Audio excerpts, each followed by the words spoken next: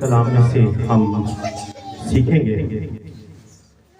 मिलकर मेरे साथ निकालिएगा बाइबल मुक़द्दस अगर आपके पास है, मरकस की अंजील और उसका 8वां बाब और उसकी 22वीं आयत।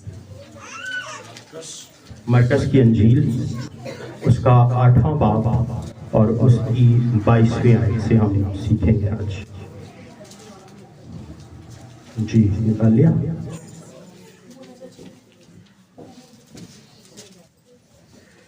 मरकस की अंजील उसका 8वां बाब और उसकी 22वीं आयत से मैं आपके लिए पढ़ूंगा। कलाम खुदा में यूं मरकूम है, फिर वो बैत सैदा में आए और लोग एक अंधे को उसके पास लाए और उसकी मिन्नत की कि उसे छुए। वो उस अंधे का हाथ पकड़कर उसे गांव से बाहर ले गया और उसकी आंखों में थूक कर अपने हाथ उस पर रखे और उससे पूछा, क्या तू कुछ देखता है? उसने नजर उठाकर कहा, मैं आदमियों को देखता हूँ, क्योंकि वो मुझे चलते हुए ऐसे दिखाई देते हैं जैसे दरख्त। फिर उसने दोबारा उसकी आंखों पर अपने हाथ रखे और उससे गौर से नजर की और अच्छा हो गया और सब चीजें साफ साफ देखने लगा। फिर उसने उसको उसके घर की तरफ रवाना किया और कहा कि इस गांव के अंदर कदम भी न रखना। फिर यीशु और उसके शागिर्द कैसरिया फिलिप्पी के गांव में चले गए और राह में उसने अपने शागिर्दों से ये पूछा कि लोग मुझे क्या कहते हैं? उन्होंने जवाब दिया कि यूहन्ना बपतिस्मा देने वाला और बाज एलिया और बाज नबियों में से कोई। उसने उनसे पूछा, लेकिन तुम मुझे क्या कहते हो? पतरस ने जवाब में उससे कहा, तू मसीह है। हालेलुया। फिर उसने उनको ताकीद की कि मेरी बाबत किसी से ये ना कहना। आमीन। आइए एक लम्हा के लिए अपनी आंखों को बंद करें। कदूस खुदावन, मैं तेरा शुक्र, तेरी तारीफ, तेरे नाम की तमजीद करता हूँ बाप आसमानी। मैं इस काबिल नहीं हूँ कि खुदावन तेरे मुंह की बातों को बयान कर सकूँ बाप आसमानी। मैं खाक हूँ, मैं जीरो हूँ बाप आसमानी।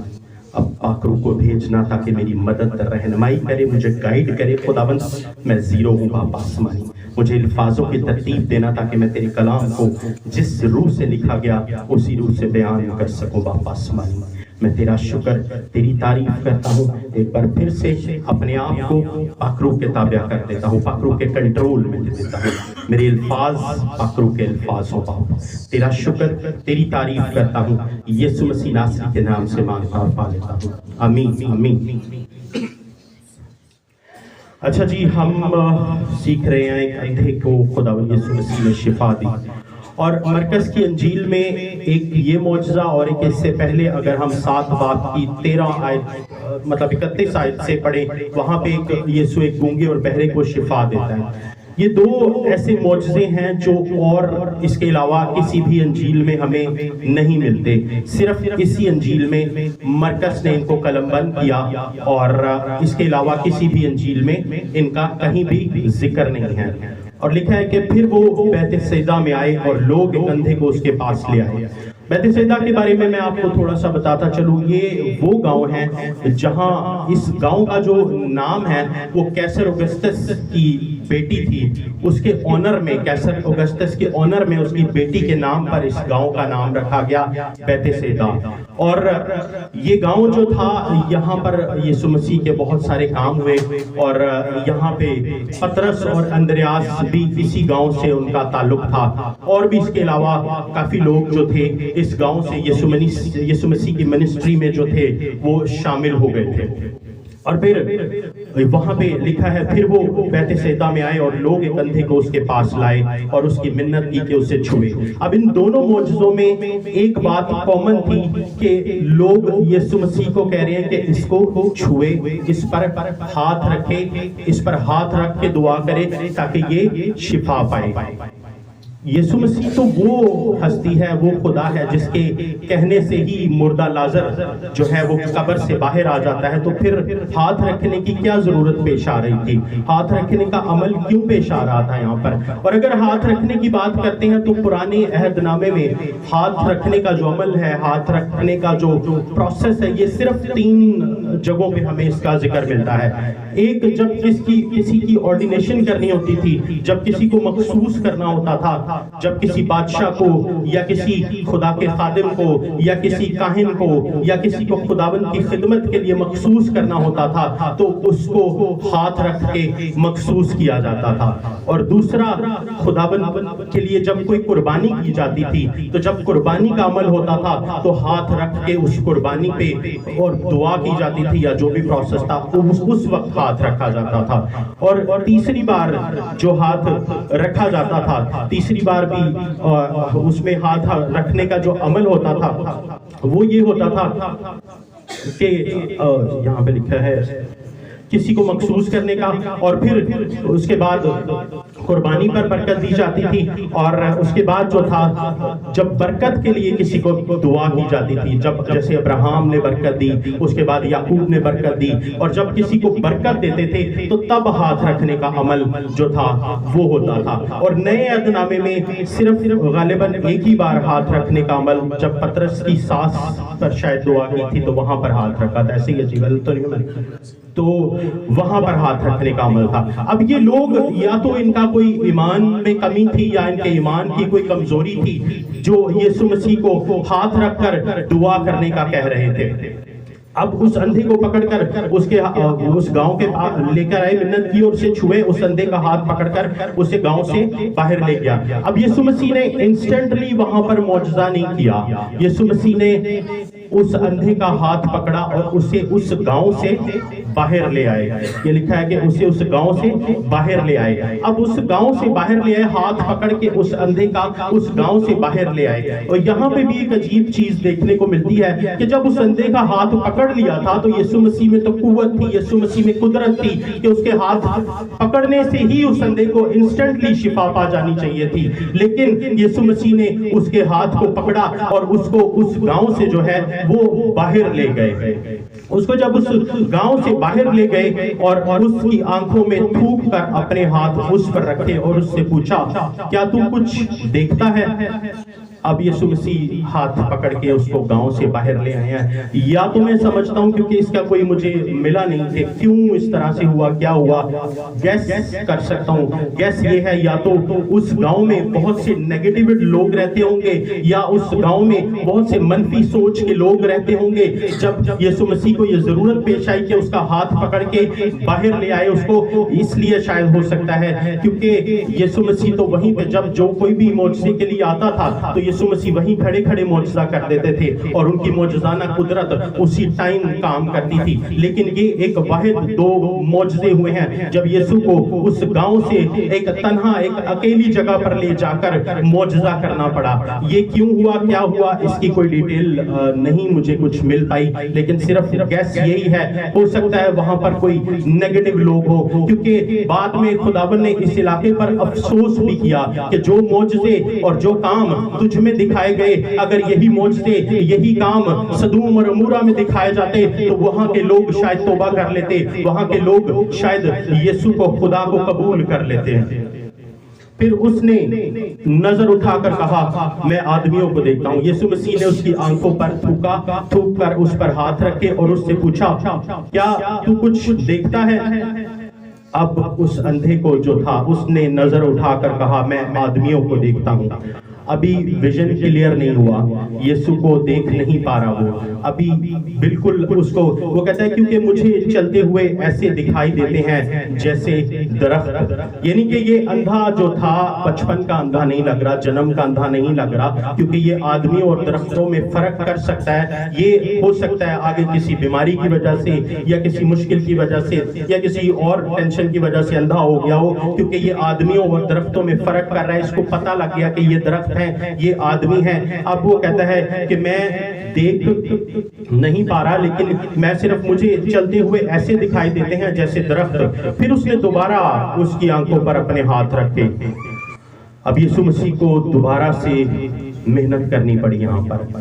یسوع مسیح تو وہ خدا ہے جس کے کہنے سے کائنات وجود میں آ جاتی ہے، جس کے کہنے سے مردہ لازر جو ہے وہ جی اٹھتا ہے، جس کے کہنے سے گونگے شفا پا جاتے ہیں، جس کے کہنے سے لوگوں کی مشکلات دور ہو جاتی ہیں۔ اب یہاں پر یسوع کو دوبارہ اس پہ محنت کرنی پڑی، اور پھر اس نے دوبارہ اس کی آنکھوں پر اپنے ہاتھ رکھے اور اس نے غور سے نظر کی اور اچھا ہو گیا اور سب چیزیں صاف صاف دیکھنے لگا۔ اب یہاں پر خداوند کا جو کام تھا، پروسیس تھا معجزے کا، وہ کمپلیٹ ہوا۔ یعنی یسوع مسیح کو دوسری بار محنت کرنی پڑی، دوسری بار اپنے ہاتھوں کو رکھنا پڑا۔ یا تو شاید ان لوگوں کے ایمان کی وجہ سے ہوا، کیونکہ لکھا ہے اس کو اس کے پاس لائے اور اس کی منت کی کہ اسے چھوئے، اس سے منت کر رہے ہیں کہ اس کو چھوئے۔ یا تو یہ لوگوں کے ایمان کی وجہ سے تھا، کیونکہ لکھا ہے جیسا تیرا اعتقاد ہے ویسے ہی تیرے لیے ہوگا۔ اب یا تو یہ لوگوں کے ایمان کی وجہ سے یسوع کو چھونا پڑا اس کو، اور پھر اس نے دیکھنا شروع کیا۔ اور پھر یسوع نے اس کو اس کے گھر کی طرف روانہ کیا اور کہا کہ اس گاؤں کے اندر قدم بھی نہ رکھنا۔ اس گاؤں سے یسوع مسیح کا یا تو شاید کچھ اندر کیا مسئلے مسائل تھے وہ خیر نہیں مجھے معلوم، لیکن یسوع نے کہا کہ اس گاؤں میں اب واپس نہیں جانا، اب گاؤں سے سیدھا اپنے گھر چلا جا، اپنے معجزے کو ریسیو کر اور گھر چلا جا۔ پھر یسوع نے اس کے شاگرد کیسریا فلپی کے گاؤں میں چلے اور راہ میں اس کے شاگردوں سے یہ پوچھا کہ لوگ مجھے کیا کہتے ہیں۔ اب یہ معجزہ کرنے کے بعد یسوع مسیح جو ہے اپنے شاگردوں سے سوال کرتے ہیں کہ یسوع مسیح مجھے کیا کہتے ہیں۔ بنی اسرائیل میں عموماً جو لوگ ہوتے تھے وہ ربیوں سے سوال کیا کرتے تھے، ربیوں سے پوچھا کرتے تھے، اور یہ ربی یہاں پر اپنے شاگردوں سے پوچھ رہا ہے، یہاں پر اپنے جو ان کے اسٹوڈنٹس ہیں، جو ان کے شاگرد ہیں، ان سے پوچھ رہا ہے کہ لوگ مجھے کیا کہتے ہیں۔ انہوں نے جواب دیا کہ یوحنا بپتسمہ دینے والا، اور بعض ایلیا، اور بعض نبیوں میں سے کوئی۔ اس ٹائم یوحنا بپتسمہ دینے والے کی جو شہرت تھی، ان کی جو اس ٹائم فیم تھا، وہ اس ٹائم عروج پہ تھا، تو بعض لوگ سمجھتے تھے کہ یہ شاید یوحنا بپتسمہ دینے والا ہے، یا یہ اور کوئی نبی ہے، یا یہ ایلیا ہے۔ اس نے ان سے پوچھا لیکن تم مجھے کیا کہتے ہو؟ پطرس نے جواب میں کہا تو مسیح ہے۔ اب پطرس کا ویژن کلیئر تھا، اس کو درخت اور آدمی نظر نہیں آ رہے تھے، پطرس کو صرف یسوع نظر آ رہا تھا۔ اس نے کہا تو خدا کا مسیح ہے۔ پطرس بالکل کلیئر تھا، اس کا فوکس اپنے یسوع کی طرف بالکل کلیئر تھا۔ اس نے کہا تو زندہ خدا کا بیٹا ہے، تو خدائے قادر ہے، تو ابدیت کا باپ اور سلامتی کا شہزادہ ہے، تو عجیب مشیر خدائے قادر ہے، تیرا پیدا ہونا عجیب ہے، تیرا اس دنیا میں رہنا عجیب ہے، تیرے معجزات عجیب ہیں، تیرا مر جانا عجیب ہے، اور تیرا جینا جی اٹھنا عجیب ہے۔ تو خداوند کو یسوع کو پطرس جو تھا وہ پہچان چکا تھا، اور پطرس سے پوچھا بھی اسی لیے گیا تھا۔ یسوع نے جب پیچھے لوگوں کے ایمان کو دیکھا کہ یہ لوگ تو ابھی تک ان کے سامنے اتنے معجزے ہوئے ہیں، ان کے سامنے اتنے جو عجیب غریب کام ہوئے ہیں، لیکن یہ لوگ نہیں ابھی تک پہچان پا رہے میرے لوگ جو میرے ساتھ میرے شاگرد ہیں یہ مجھے پہچان پا رہے ہیں یا نہیں۔ لیکن پطرس نے کہا تو خدا کا مسیح ہے، تو خداوند کا اکلوتا بیٹا ہے جو اس دنیا میں ہمارے گناہوں کی خاطر بھیجا گیا، تاکہ ہم نجات پائیں، تاکہ ہم زندگی پائیں، تاکہ ہم قوت پائیں، اور ہم اس زمین پر ایک خوشحال اور ایک خوش نصیب اور ایک اچھی لائف جو ہے ہم اس زمین پر گزار سکیں، صرف یسوع مسیح کے جان دینے کے وسیلہ سے۔ اب ہوتا کیا ہے، سلسلہ کیا، مسئلہ کیا ہے؟ ہم لوگ ابھی بھی پریشانیوں میں ہیں، مشکلات میں ہیں۔ کیوں؟ کیونکہ ہمارا ویژن کلیئر نہیں ہو پا رہا، ہم اس اندھے کی طرح فرق نہیں کر پا رہے۔ ہم نے یسوع مسیح کو بالکل لیمیٹڈ کر کے رکھ دیا، بالکل چھوٹا بنا کے رکھ دیا۔ اکثر کرسمس پہ لوگ چرنی میں چھوٹا سا یسوع مسیح ڈال کے رکھ دیتے ہیں۔ ہم نے اپنی سوچ میں بھی یسوع مسیح کو بالکل لیمیٹڈ کر کے رکھ دیا۔